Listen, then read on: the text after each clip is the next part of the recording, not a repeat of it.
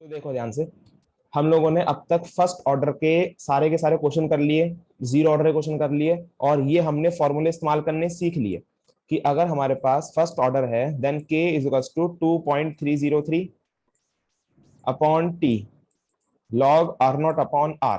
ठीक है, ये हमारे पास फॉर्मूला होता है जिसकी मदद से हम लोग फर्स्ट ऑर्डर के अंदर रेट कांस्टेंट, टाइम, रिएक्टेंट की कंसेंट्रेशन, ठीक है ना, इनिशियल कंसेंट्रेशन, फाइनल कंसेंट्रेशन, ये सब लोग निकाल सकते हैं हम लोग। ठीक है ना। अब लेकिन इस फॉर्मूले में एक दिक्कत है। दिक्कत पता है क्या है? हमने जहां जहां पर भी, चाहे तो तुम लोग चेक कर सकते हो, जहां जहां पर भी हमने ये फॉर्मूला इस्तेमाल करा है वहां पर सब जगह रिएक्टेंट और प्रोडक्ट दोनों के दोनों किसके अंदर होंगे? सॉलिड स्टेट के अंदर होंगे। मतलब कि ये फॉर्मूला जो है, ये वाला भी और हाफ लाइफ का भी, हाफ लाइफ में तो क्या चेंज होएगा, ये वाले बेसिकली ये फॉर्मूला केवल और केवल सॉलिड स्टेट के लिए एप्लीकेबल है।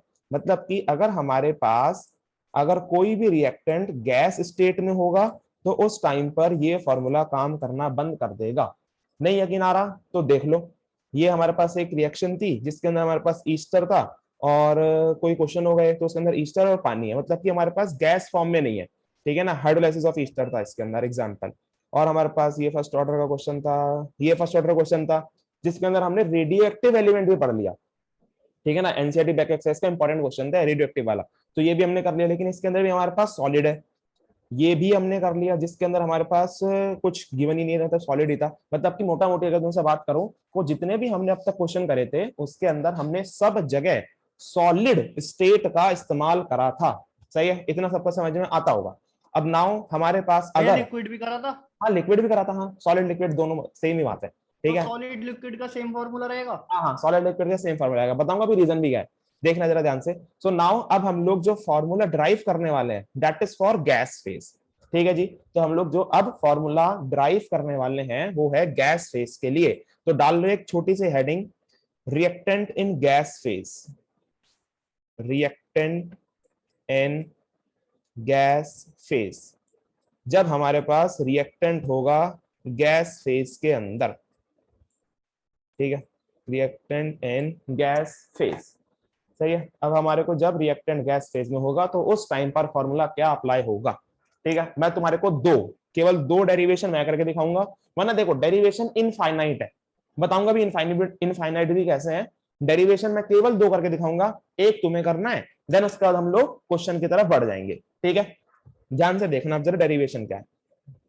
जब हमारे पास रिएक्टेंट गैस फेज में था, नाउ सपोज हमारे पास एक है ए, रिएक्टेंट ए, अब ये ब्रेक हो रहा है किसके अंदर?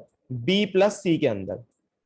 बी प्लस सी। अब कुछ बच्चों को जिन्होंने इक्विलिब्रियम पढ़ा है लास्ट ईयर 11th क्लास के अंदर, उन लोगों ने ये सब बातें पढ़ रखी होंगी। ठीक है, अब जिन लोगों ने नहीं पढ़ा उनको कुछ नया सीखने को मिलेगा, लेकिन यहाँ पर उन लोगों को थोड़ा सा याद करना पड़ेगा। तो ठीक है, वरना फिर हम लोग अगर इक्विलिब्रियम के बेसिक में चले गए तो पूरी क्लास उसी में चली जाएगी। तो इक्विलिब्रियम के बेसिक में हम लोग नहीं जाएंगे। ठीक है, बस तुमको 12th क्लास के हिसाब से इतना इंपॉर्टेंट है वही बता दूंगा। ध्यान से देखना अब जरा, हमारे पास एक रिएक्टेंट था ए, ये गैस फॉर्म के अंदर है। ठीक है, और फिर उसके बाद जब गैस फॉर्म में रिएक्टेंट था, अब वो ब्रेक हो गया किस किस के अंदर? बी और सी के अंदर।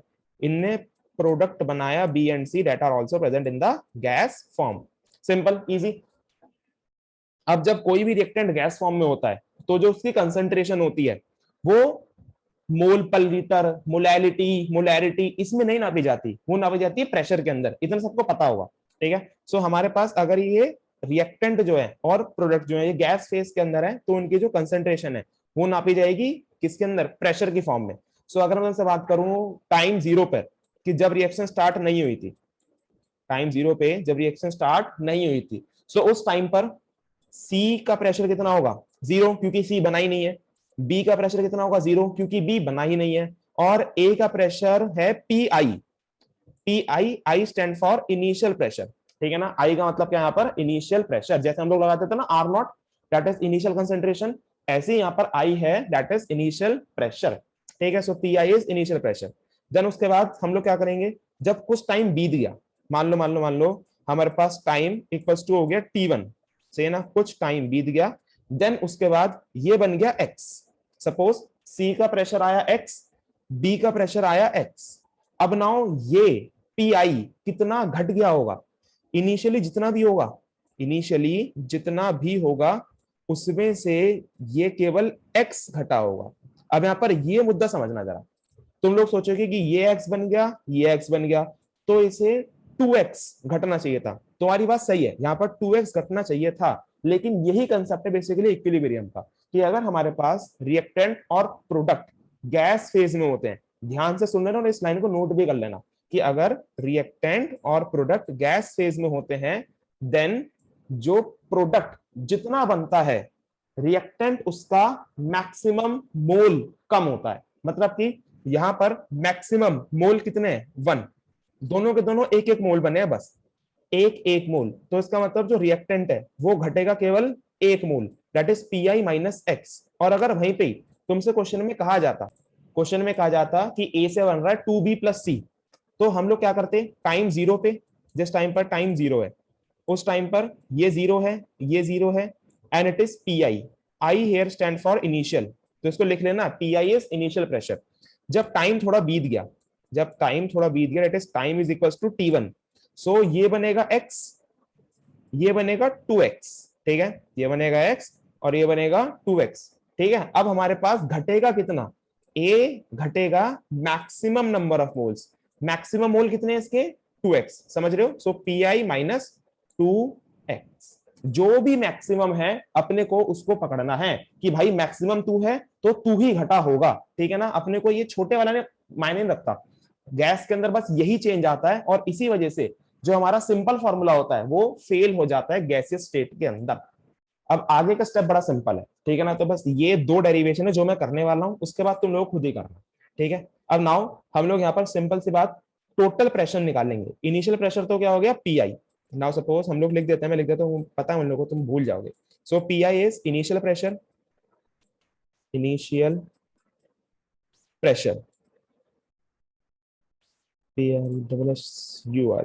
प्रेशर,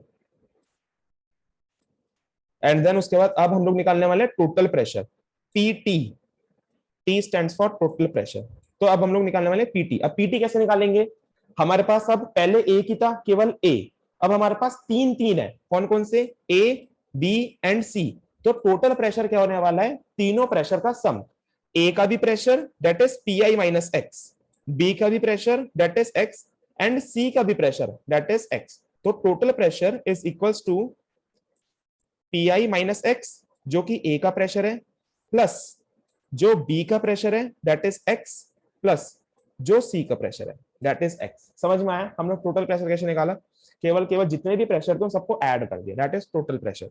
अब नाउ सिंपली हम लोग कैलकुलेट करेंगे total pressure, P T is equals to, X से एक्स कैंसिल आउट हो गया, it is P I plus X, P I plus X, सही है। यहां से अगर मैं x की वैल्यू निकालना चाहूं तो x की वैल्यू क्या आएगी, x की वैल्यू आएगी pt माइनस पी आई, ठीक है। बस तुम्हारे को यहां से x ही निकालना होता है, बताता हूं x क्यों निकालना होता है।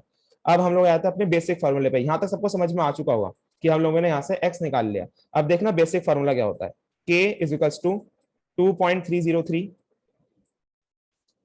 Upon t log r not upon r not upon r, ठीक है, ये है तुम्हारे पास सिंपल फॉर्मूला। देन उसके बाद k is equals to 2.303 upon t log, अब बताना जरा आर नॉट, मतलब कि यहां पर बात हो रही है इनिशियल प्रेशर की, इनिशियल प्रेशर कितना है, initial pressure it is P I, simple, initial pressure कितना है हमारे पास, P I, upon final pressure कितना है, final pressure, I am not talking about total pressure, मैं बात कर रहा हूँ फाइनल प्रेशर की, पी आई माइनस एक्स, हाँ जी हाँ जी हाँ जी बिल्कुल सही, it is P I minus X, सही है। तो ध्यान देना जरा, यहाँ पर final pressure P I minus x है, क्योंकि फाइनल प्रेशर लिया जाता है रिएक्टेंट का, ये आर स्टैंड फॉर है रिएक्टेंट, सही है जी, तो हमको रिएक्टेंट का लेना है, रिएक्टेंट बोले तो ए का initial pressure P I, final pressure P I minus x, बस हमारे पास ये फॉर्मूला हो गया ड्राइव। लेकिन इसमें एक दिक्कत है, दिक्कत क्या है, तुमको प्रोडक्ट के बारे में कुछ भी नहीं पता होता, सही है ना, क्वेश्चन तुम लोग कर चुके हो, तुमको हमेशा रिएक्टेंट के बारे में दी जाती है हर चीज, तुमको प्रोडक्ट के बारे में कुछ भी नहीं पता होगा, तो इसका मतलब हमारे को x के बारे में कुछ नहीं पता, सो यहाँ पर हम लोग x को क्या कर देंगे, रिप्लेस कर देंगे। So k is equals to 2.303 upon t log pi upon pi minus x। x की वैल्यू क्या है, x की वैल्यू है pt minus pi, pt minus pi। अब यहाँ पर एक बात ध्यान रखना, मोस्ट कॉमन मिस्टेक जो हर एक बच्चा करता है लगभग लगभग, कि यहाँ पर ब्रैकेट नहीं लगाता। ये देख रहे हो, ये छोटे से ब्रैकेट लगाए हैं मैंने, ये ब्रैकेट लगाने बहुत जरूरी है। अगर ब्रैकेट नहीं लगाओगे तो सोचोगे केवल माइनस पीटी के साथ है, तो पीआई पीआई कट कर दोगे तुम लोग, पीआई से पीआई उड़ा दोगे अगर ब्रैकेट नहीं लगाया तो। लेकिन ब्रैकेट लगाओगे तो अंदर माइनस माइनस प्लस बना दोगे इसे, ठीक है। तो काफी बार बच्चों से गलती होती है, और जब मैं ऐसी बातें बताया करूं तो प्लीज यहाँ पर ना कुछ साइन बना लिया करो कि मोस्ट कॉमन मिस्टेक, यहाँ पर ऐसे सर्कल बना लिया कॉपी के अंदर ही, ठीक है ना, कि ये मोस्ट कॉमन मिस्टेक वाला एरिया है। सो it is 2.303 upon T log PI upon pi plus pi. अब यहां पर तो लिख देता हूं, चलो मैं स्टार्टिंग के अंदर pi minus PT plus pi, ठीक है, क्योंकि साइन चेंज हो जाएंगे जब माइनस अंदर जाएगा। So it is equals to 2.303 upon T log PI upon में कितना आ जाएगा, 2 pi माइनस पीटी, क्योंकि pi प्लस पीआई कितना हो जाएगा, 2 pi। So 2 pi minus PT. देख लो, ये है तुम्हारे पास फाइनल फॉर्मूला जब हमारे पास रिएक्टेंट होगा गैस फेज में। लेकिन यह फॉर्मूला चेंज भी होएगा जैसे जैसे हमारे नंबर ऑफ मोल्स चेंज होंगे, ठीक है। तो देख लो फटाफट से। तो यहां तक तुम लोगों को सबने कर लिया होगा, और तुम लोग अगर लास्ट वाले को देखकर ही फॉलो करते जाओगे ना एक एक स्टेप, तो तुम लोग कर सकते हो सिंपली। देखो लास्ट वाले में यहां तक मैं तुमको करके दे चुका हूं, ठीक है। देन उसके बाद क्या निकालोगे तुम लोग, total pressure. So total pressure PT is equals to PI minus 2x plus 2x plus x, सही है। So that is total pressure. Then उसके बाद 2x से 2x क्या हो जाना है, कैंसिल आउट। सो 2x से 2x कट जाएगा, तो ये 2x गया, ये 2x गया। सो it is pi plus x, ठीक है। देन इट इज pt, और फिर उसके बाद यहां से क्या निकालोगे तुम लोग, x की वैल्यू। So x is equals to pt minus pi, ठीक है। बस सिंपल। अब उसके बाद तो लगा ही दो फॉर्मूला, लगा दो formula, that is k is equals to, अब मैं डायरेक्ट लगा रहा हूं, k is equals to 2.303 upon t R not बोले तो इनिशियल कंसंट्रेशन। अब यहाँ पर इनिशियल प्रेशर कितना है, इनिशियल प्रेशर है पीआई अपॉन फाइनल प्रेशर कितना है, पीआई माइनस 2x, ठीक है। बस यहां से हम लोग क्या निकाल लेंगे, x की वैल्यू यहाँ पर रख देंगे और हमारे पास फाइनल आंसर सॉल्व निकल के आ जाएगा। सो 2.303 upon T log PI upon pi minus 2 times of x की वैल्यू रख दो, pt माइनस pi, ठीक है। और फिर उसके बाद सिंपली तुम लोग लॉग pi, यहाँ पे अंदर देखो, फिर से वही कह रहा हूँ, ब्रैकेट लगाना मत भूलना। ब्रैकेट लगाना भूल गए क्वेश्चन करके आओगे गलत, फिर कहोगे मैंने बताया नहीं, मैंने बताया था, ठीक है।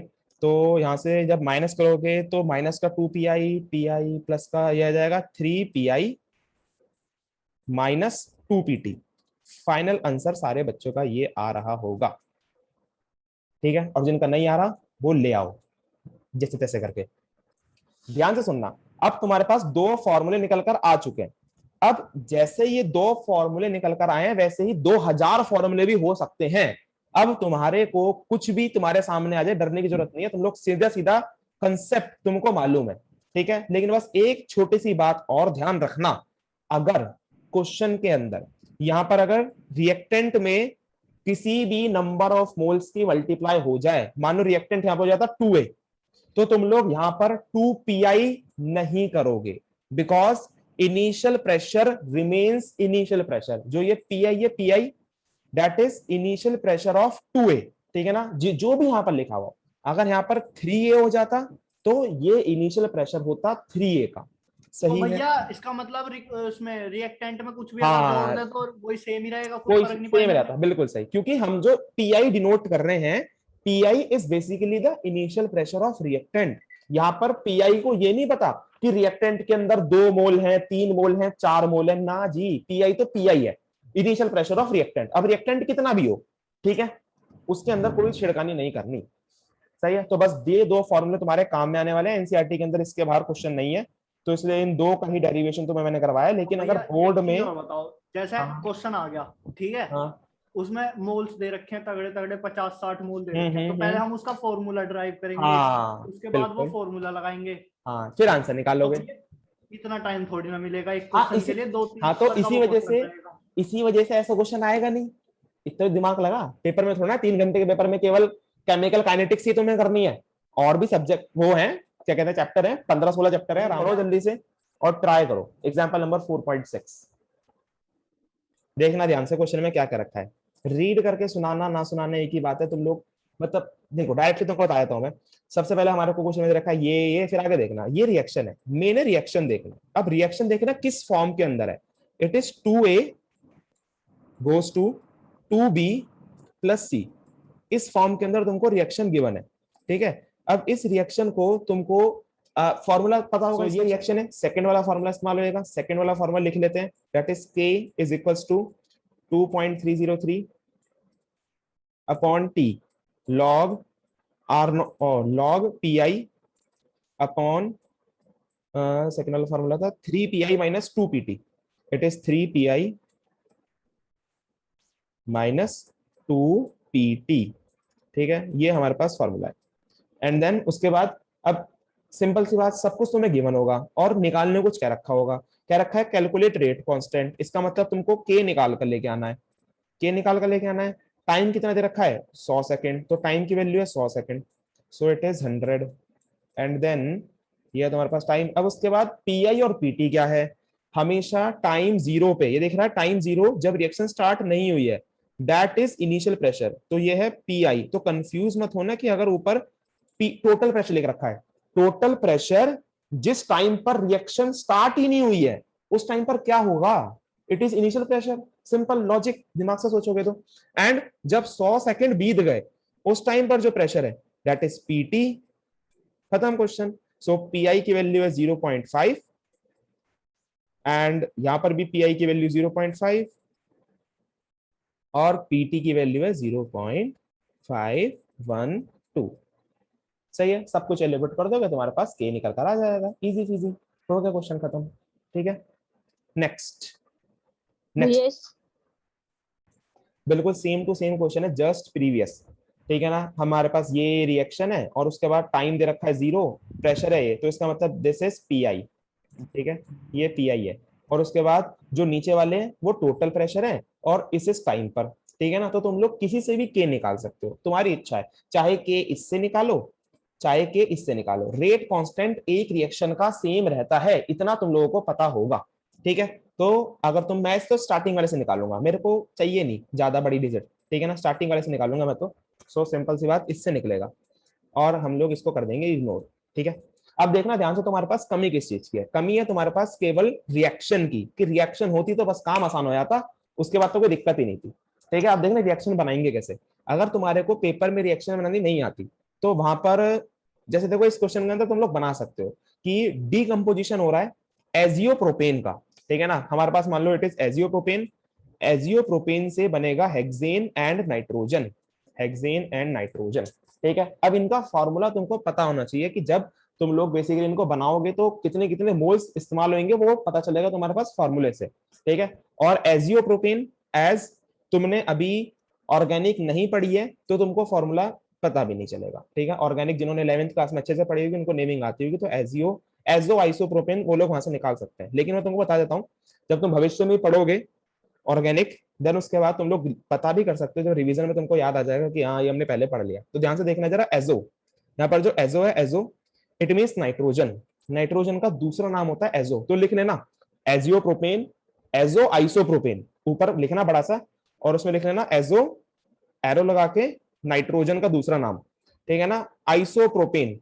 अब जो आइसोप्रोपेन है इट मीन्स दिस, 3 कार्बन, इस तरीके से, ये आइसोप्रोपेन मतलब कि 3 कार्बन, प्रोप मतलब 3, ठीक है। लेकिन आइसो का मतलब जो बीच में से कार्बन स्टार्ट हो रहा है, ठीक है। अब नाइट्रोजन, और वो भी दो दो। ध्यान से देखना इसका फॉर्मूला क्या है, इट इज एजो आइसोप्रोपेन। अगर किसी को ना समझ में आए तो फिलहाल अभी याद कर लेना, क्योंकि जब हम लोग ऑर्गेनिक पढ़ेंगे तो ऐसे हजारों नाम हम लोग सीख चुके होंगे आईयूपीएसी के अंदर, ठीक है। या फिर अगर तुम लोगों के पास बहुत सारा टाइम है, तुम लोग अगर आईयूपीएसी सीखना चाहते हो तो पूरी आईयूपीएसी की सीरीज डाल रखी है। आईयूपीएसी की एक ही वीडियो है, उसमें तुमको पूरी की पूरी आईयूपीएसी सीखने को मिल जाएगी, ठीक है। अब इससे क्या बन रहा है हमारे पास, इससे बन रहा है हेक्सेन। हेक्सेन बोले तो C6H14 एंड एक बन रहा तुम्हारे पास नाइट्रोजन। तो ये रही तुम्हारे पास रिएक्शन, ठीक है। और इसके अंदर कोई नंबर ऑफ मोल्स है ही नहीं, सही है। तो तुम लोग अब सिंपल फॉर्मूला लगा सकते हो। तो फर्स्ट वाला फॉर्मूला इसके अंदर अप्लाई होगा, क्योंकि इसके अंदर सारे नंबर ऑफ मोल्स 1 है, ठीक है। अब बस के निकाल कर लेके आना है। एंड तुम्हारे पास टाइम कितना है, टाइम है तुम्हारे पास 360। मैं इस्तेमाल कर रहा हूँ फर्स्ट वाली, तुम लोग इस्तेमाल कर सकते हो सेकंड वाली भी, एज यू विश, सही है। And then PI, initial pressure है 35। पीआई तो पीआई रहने वाला है, ये 35 रहने वाला है, ये चेंज नहीं होने वाला, ये भी 35 है। और PT total pressure that is 54, सही है। सो ये हो गया तुम्हारे पास बेक एक्सरसाइज 20। तो एक बार ध्यान से क्वेश्चन पढ़ लो, क्वेश्चन पढ़ के देख लो इसमें निकालना क्या है। इसमें पूछा गया है calculate rate of the reaction. तुम लोग डेटा से के निकाल लोगे, आई नो, बट उसके बाद रेट भी निकाल के लेके आनी है। मैं शुरू से करके दिखा रहा हूं, ठीक है। देखना जरा ध्यान से कि हम लोग इनको कैसे करेंगे। सबसे पहले तो हम लोग के निकाल लोगे सिंपली, सबको समझ में आता होगा कि हमारे पास के निकल जाएगा, K is equals to 2.303 upon T, equals to 2.303 upon T log P I upon 2 PI minus PT. ये तो समझ में आता होगा ना कि फर्स्ट वाला लगेगा इसके अंदर फॉर्मूला, ठीक है ना, 2 PI माइनस पीटी। ये हमारे पास फर्स्ट वाला फॉर्मूला। अब इसकी मदद से तुम लोग निकाल सकते हो क्या, के, ठीक है। के निकालना है। देन टाइम गिवन है 100, इनिशियल प्रेशर गिवन है 0.5, यहां पर भी initial pressure 0.5, and then final pressure that is total pressure basically it is 0.6, not the final pressure. Total pressure आ जाएगा 0.6, ठीक है। अब ये से तुम्हारे पास के निकल जाएगा। अब लेकिन यहाँ पर के नहीं पूछा, यहाँ पर पूछा गया रेट ऑफ द रिएक्शन। अब एक बात समझ लो, रेट का बेसिक जो था वो हमारे पास बेसिक ही है, वो हर जगह काम नहीं आता, ठीक है ना। अगर रेट का बेसिक देखोगे, change in concentration upon change in time, यहाँ पर चेंज इन टाइम है, चेंज इन कंसंट्रेशन है, बट लेकिन यहाँ पर कंसंट्रेशन हमको कह रखी है कि इस कंसंट्रेशन पे तुम लोगों को रेट निकाल कर लेकर आनी है, ठीक है ना। इस कंसंट्रेशन का तुमको टाइम तो गिवन ही नहीं है, तो तुम लोग कैसे लगाओगे बेसिक फार्मूला। तो उस टाइम पर तुम्हारे दिमाग में आना चाहिए रेट लॉ, ठीक है ना। रेट लॉ क्या कहता है, rate is equals to K reactant raise to the power order. सबको याद होगा रेट लॉ, ठीक है ना, reactant raise to the power में ऑर्डर, ठीक है। अब now rate is equals to K, reactant कितना है हमारे पास, SO2Cl2, SO2Cl2, और रेस टू द पावर में ऑर्डर, ऑर्डर कितना है इसका, फर्स्ट ऑर्डर। ये तो क्वेश्चन में लिखा हुआ है। पॉन में भी तो था शायद इसके कुछ के रिएक्टेंट, ना ना ना, पॉन में कुछ नहीं था। देख जरा यहाँ पर ऑर्डर क्या जाएगा, इसके ऊपर 1। अब यहाँ पर हमारे पास मुद्दा क्या रहेगा, के तो पता ही है तुम लोगों को, के है तुम्हारे पास कितना, जो तुमने यहाँ से निकाला है, ठीक है। के तो मालूम है 2.31 into 10 to the power minus 3.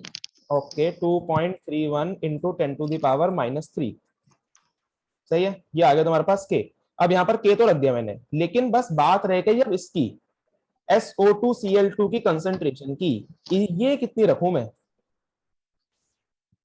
हमारे को यहाँ पर SO2Cl2 की कंसंट्रेशन रखनी है। अब ध्यान से देखना जरा, ये था हमारे पास SO2Cl2 और इससे हमारे पास बना है SO2 प्लस क्लोरीन, ठीक है। इतनी बात सबको समझ में आती होगी। जब टाइम 0 था, ये 0 और ये कितना, ये था 0.5, ठीक है। इतना हमें क्वेश्चन को देखकर पता चल गया है। फिर तुम लोग यहाँ पर पीआई भी लिख सकते हो, चलो मैं पीआई लिख देता हूँ, ठीक है, ताकि तुम लोग रिलेट कर पाओ, कंफ्यूजन ना हो। तो यहाँ पर आ गया, एक बार मैं बताऊं, बता। तो ये आ गया हमारे पास सिंपल, तुमको यहाँ तक समझ में आ चुका होगा, ठीक है। जब टाइम बीता, कुछ समय बीत गया, ये बन गया x, ये बन गया x, ये बन गया PI माइनस x, ठीक है।